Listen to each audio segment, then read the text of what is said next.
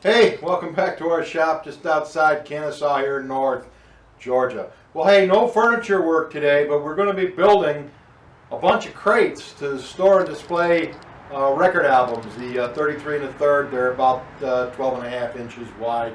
My wife has a large retail space. She sells a lot of records, and she needs more crates. So here we go. And real quickly, a bit of a shop update. Some very, very kind people got a hold of me and asked me if I wanted their shopsmith. This is from 1981, I believe. It had been in storage for quite some time. They didn't need it anymore. I said, sure, I'd be happy to have it. And here it is all set up. I spent a couple of days cleaning it up, tuning it up, oiling it, took it apart, cleaned it.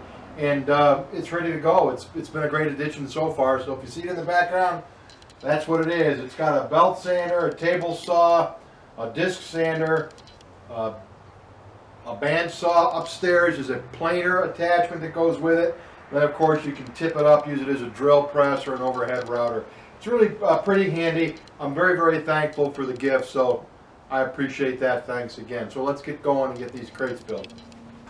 And I've designed these crates to be rustic and relatively easy to build.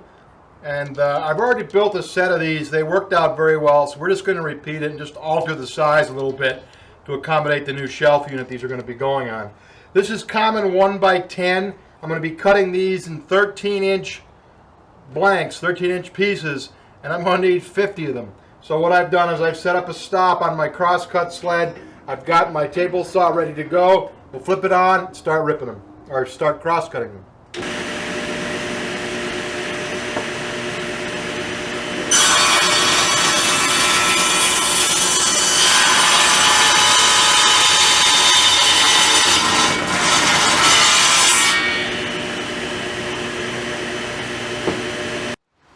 Okay, that was just a few minutes. We've got them all cut up. There's, I need 50. I think I've got 54, something like that. We'll set those aside for now. And here's the setup I used on the table saw. I have a crosscut sled I built many years ago, and I just put a stop right there. So I just slide the work up against the stop, and that measures the 13 inches from the blade, and I can just do repeat cuts. One thing to be careful of when you're using this system is don't let sawdust build up in here or it'll throw your measurement off. Some guys will either use a screw or tip the board so just the point is at that set so you don't wind up with sawdust buildup. That's all fine. I just leave it the way it is there, and I just hit it with some compressed air if it starts to build up, or just basically rub it out. But okay, let's move on to cutting the 1x2s. And for the 1x2s, I just need these to be 14 inches long. That dimension is basically controlled by the depth of the shelf that these crates are going to be displayed on. The first set I made, I think I made them 22 or 23 inches long, but in this case 14 is all we can get with the shelves that we'll be using. So let me get those marked and set up. I measure over 14 inches from the kerf of the blade here, and I make my mark right there. Put my stop right where I want it.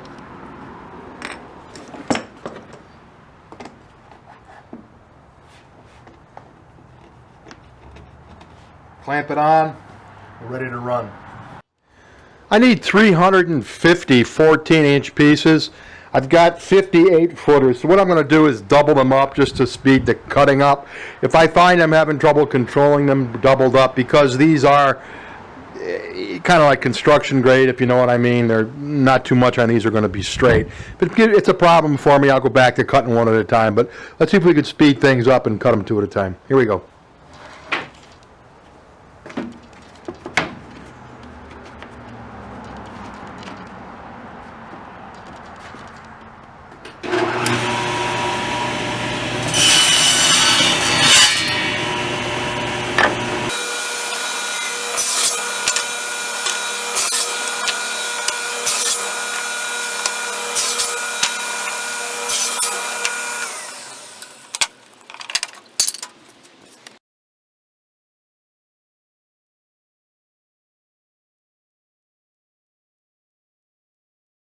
we're about halfway done.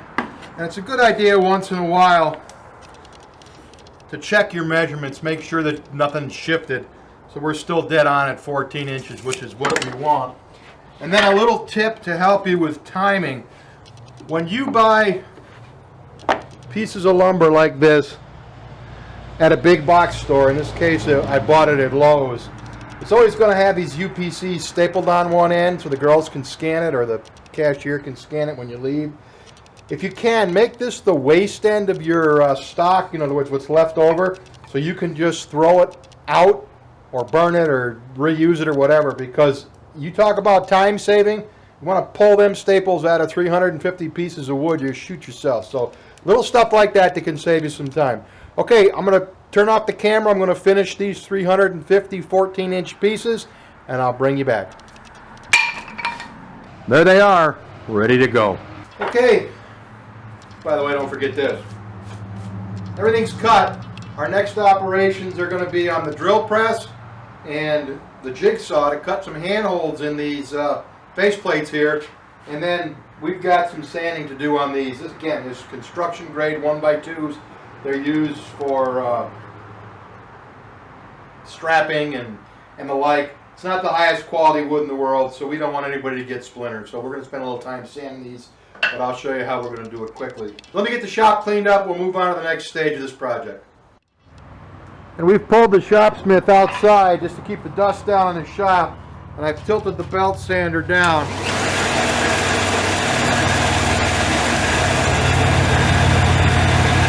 And perhaps you can see how rough that is.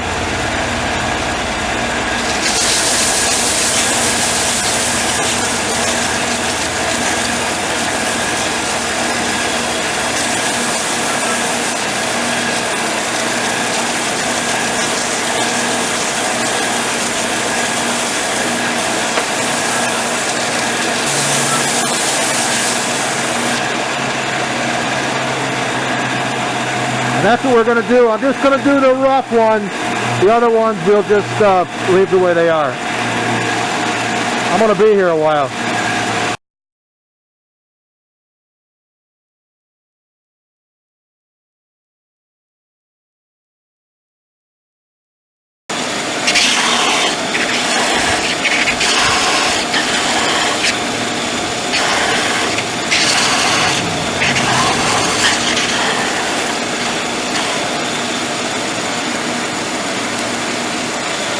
Okay, we got about half of these 50 million pieces sanded. The shopsmith worked wonderfully. The 1x2s are not as good as the last bunch I bought. I didn't have to do nearly the amount of sanding that I did on these, but regardless, we got to get it done. So that's going to be it for today. We'll come back in the shop tomorrow. We'll finish sanding those. We'll wind up cutting some handholds in these, and then start to assemble them. So I'll see you in the morning. Thanks for hanging out with me. Take care. Hey, it's the next day. We're back. I got all these pieces sanded. I think I may have made too many. I don't know. We'll find out. I'm going to try to rip off 25 of these things. I'll have a few left over, which is good because some of them are cracked and split. It's a lot of time sanding these on the belt sander. The belt sander was huge.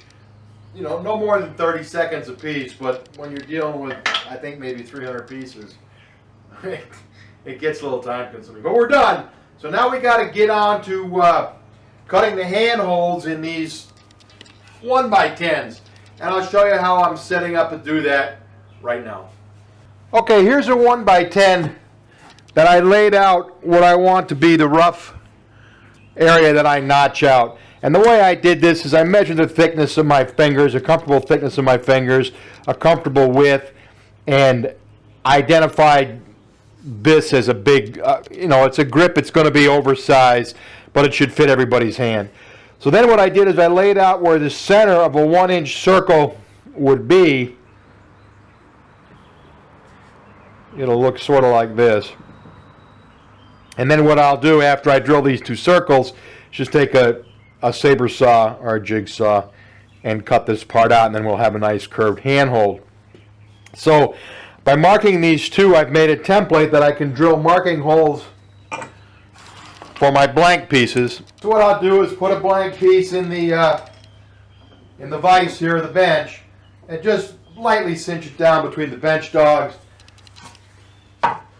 Then we line this piece up, making sure it's nice and straight. And then with our 1-inch drill bit, and we're not drilling through, we're only making a mark, and I'll show you why.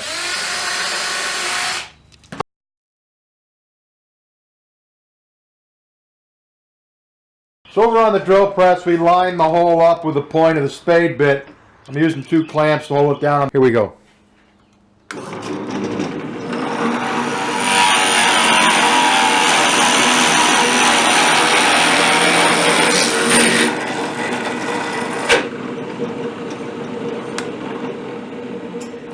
There's our hole. Only got about 9 million more to do.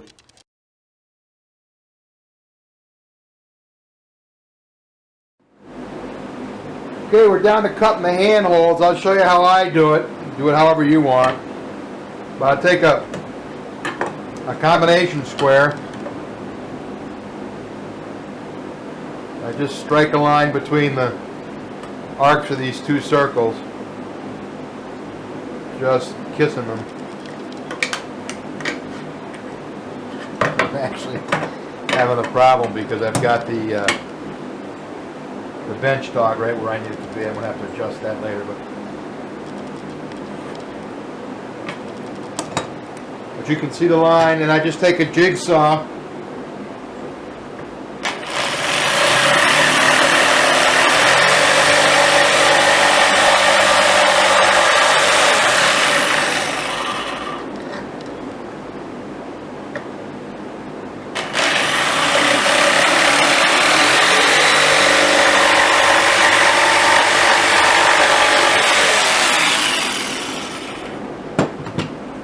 There's our handhold, and then we'll take a little router with a chamfering bit in it.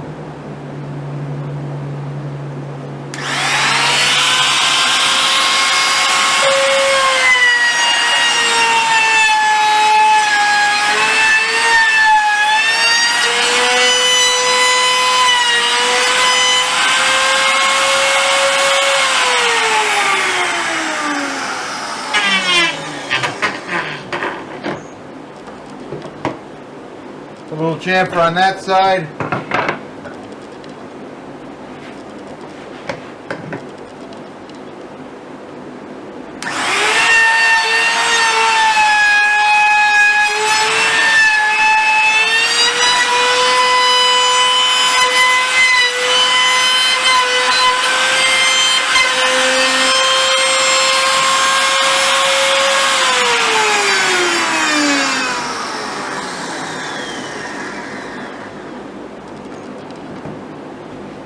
Little chamfer on that side.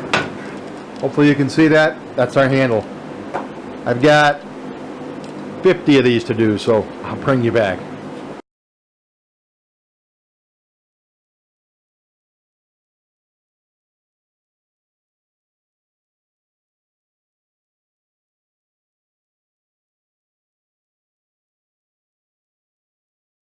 Okay, that's going to wrap it up for today. We've got all the front pieces have been cut and the handholds are put in them. They've been routed. They need to be light sanded, but we'll do that as part of the assembly process. We have all of our 14-inch pieces milled up. They've all been sanded. The corners have been rounded over. They're ready to go. And then we spent about an hour cleaning this mess up because there was sawdust everywhere. But I think we're in pretty good shape. Tomorrow morning we'll start to put these things together and get them finished and get them out of here. So thanks for sticking with us. It was a long day today, but we'll get these knocked off tomorrow. See you in the morning. Hey, good morning. Well, today's job is to turn this pile of lumber into a bunch of crates. Let's get to work. Okay, let me show you how I'm going to put these together. I nailed down a couple of little strips of wood here for no other reason than to hold these sides up. They're not designed to align the pieces other than the fact that they are now 14 inches apart. But I didn't worry about making that an alignment jig that's simply to hold. And the first thing we're going to do is put the two outer pieces on the bottom. This is just regular wood glue. I'm being a little bit careful about it because I don't want to make a huge mess that I have to wipe off with every one of these.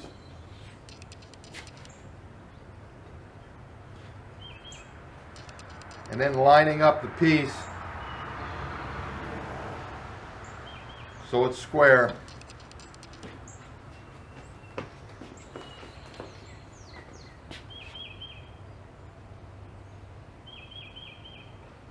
Pop one nail in. Excuse my back.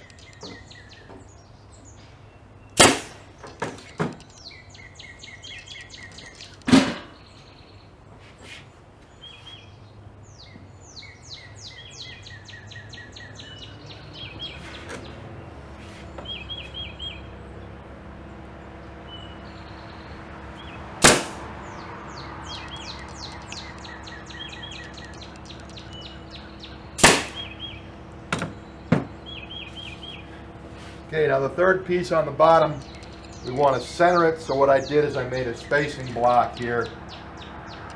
That'll give me repeatability.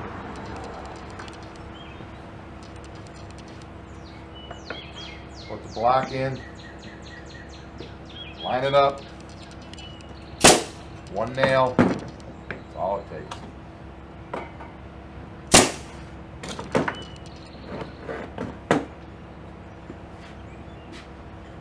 Okay, now we want to strengthen up the top so that we can pull it out of this little jig.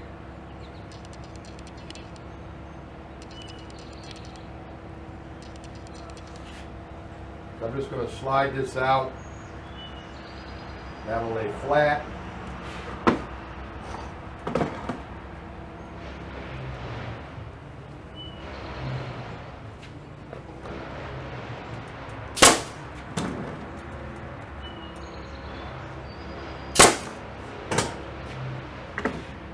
Now it can come out of this jig. Lay it any way we want. I'll turn it this way so you can see what I'm doing. Put the other top piece on.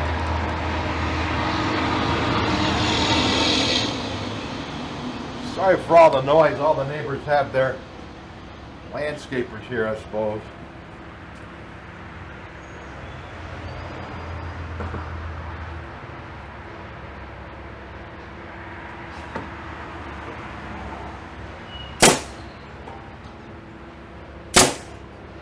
Okay, now we've got it braced up pretty strong. Now with this design, this next piece is pretty important for strength. And what it's going to do is overlap both the front and the bottom, because the weight, obviously, when someone picks this up is going to be to pull straight down. And this takes most of that force off of the glue and nails that are holding the bottoms on.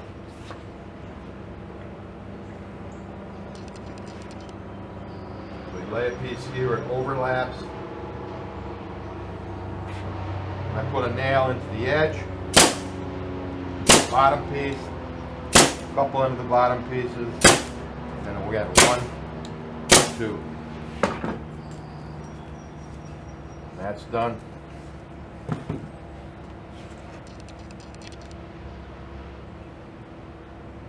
Same thing on the bottom here.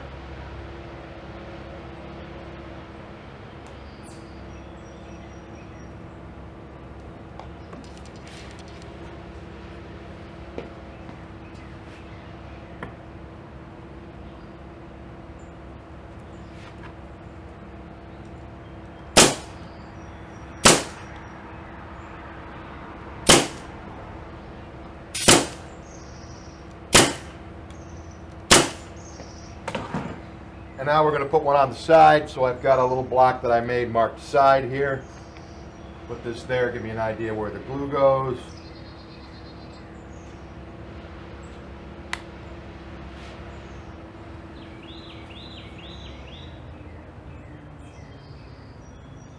And for repeatability, there's nothing like these little blocks. They're so easy to use. They eliminate a ton of measuring and squaring.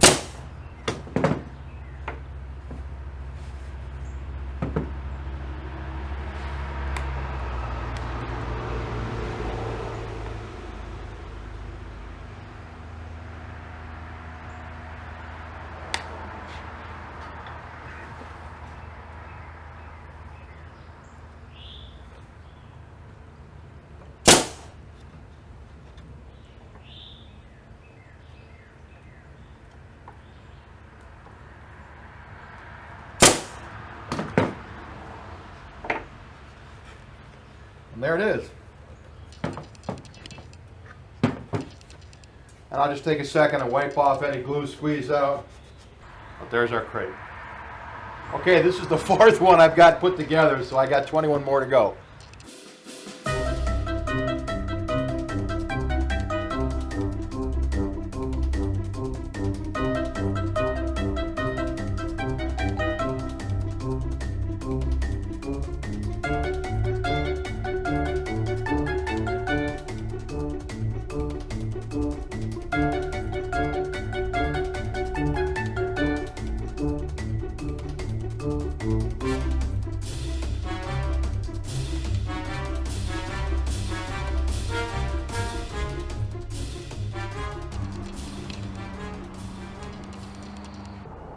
Well, here we are. We got all 26 of these things put together.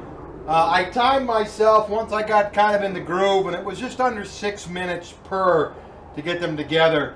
So I guess we started around 8:30 this morning or thereabouts. It's a little before 2, and there was a lunch break in there, so that about makes sense. The way I figure it, there's about between $5 and $6 a piece in each of these in materials, and probably about a half an hour on the average in time. If you were just making one, it wouldn't take you very long. But again, making 25 of them, it was a bit of a project. So they're all done. I'm real happy the way they came out. We're going to get these over to my wife's retail space and get them set up. And hey, what the heck? Why don't you come along with us? Let's go take a ride.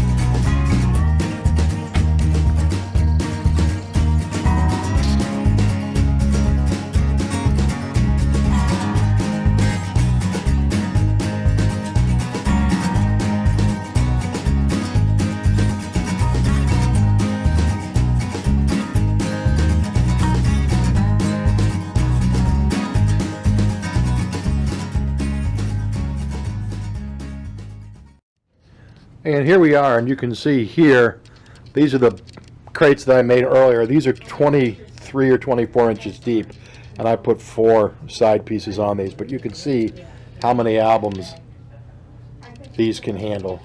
And the smaller crates are going to go on this shelf unit right here.